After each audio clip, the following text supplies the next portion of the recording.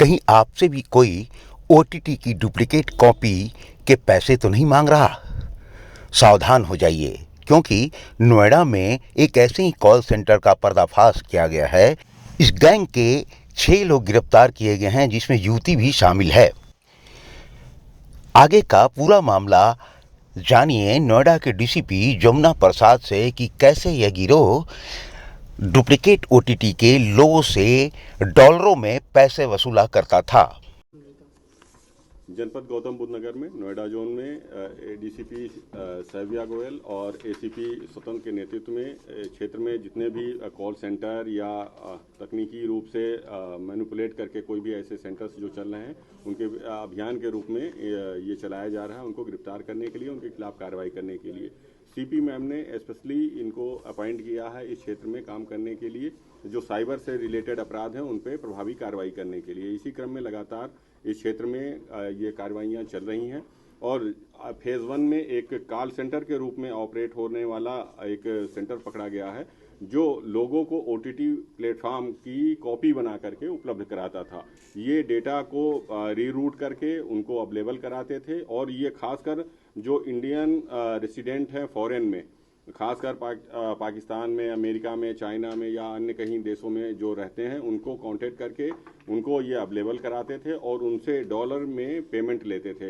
एक नेटफ्लिक्स और Disney Hotstar, Amazon prime, boot आदि जो चैनल्स हैं, ओटीटी प्लेटफॉर्म्स हैं, इनके जो कंटेंट हैं उनको प्रोवाइड कराने के लिए बेसिकली ये लोग रीरूटिंग करते थे। और इसके साथ जो मेन कंपनी इनकी थी वेबीज सर्विसेज लिमिटेड करके ये कंपनी चला रहे थे। इनकी मास्टरमाइंड जो तनिष्का है वो पूरे इस रैकेट को ऑपरेट कर रही थी और इसके अन्य 6 साथी जो हैं वो पकड़े गए हैं। इनके पास से भारी मात्रा में जो कॉल सेंटर में यूज होने वाले लैपटॉप, मोबाइल और 20 अदद मोबाइल फ़ोन, लैपटॉप, कंप्यूटर और कीबोर्ड वगैरह बरामद हुए हैं। कुछ डॉक्यूमेंट्स भी बरामद हुए हैं।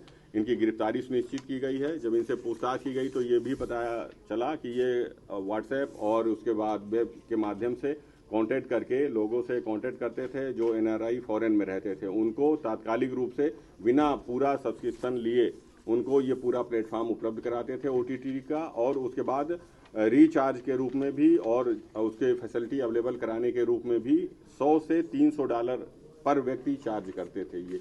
तो इस तरीके से भारी मात्रा में ये उनसे कमाई किया करते थे।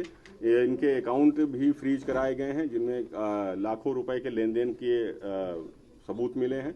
उन पे भी अकाउंट को भी फ्रीज कराया गया है और उसके रिलेटेड जो अकाउंट्स हैं उन पे भी कार्रवाइयाँ की जा रही हैं और ऐसे जितने भी जो साइबर अपराधी हैं उनके खिलाफ सख्त कार्रवाइयाँ जारी रहेंगी। सर, ये कब से चल रहा था और कोई और भी लोग इनमें शामिल हैं? ये अभी मूल रूप से 6 लोग थे जो अभी गिरफ्तार हुए हैं। इनके अकाउंट और इनके पीछे अन्य लोग कौन थे उनके बारे में अभी गहनता से जानकारी की जा रही है, क्योंकि ये पहले बार ही पकड़े गए हैं और ये पहले टाइप का केस है जो ओटीटी प्लेटफॉर्म के माध्यम से जो मूवीज़ हैं या गेम्स हैं उनको उपलब्ध कराते थे। रीरूटिंग करके बिना सब्सक्रिप्शन के उनको अवेलेबल कराते थे। वो उनको साल भर का, 2 साल का डायरेक्ट सब्सक्रिप्शन देते थे, जो $100 से लेकर के $300 के बीच में अवेलेबल कराते थे लोगों को बिना सब्सक्रिप्शन के, और साल 2 साल का एकदम लगभग फ्री के अमाउंट में, और लेटेस्ट मूवीज़ और गेम्स उनको अवेलेबल होता था।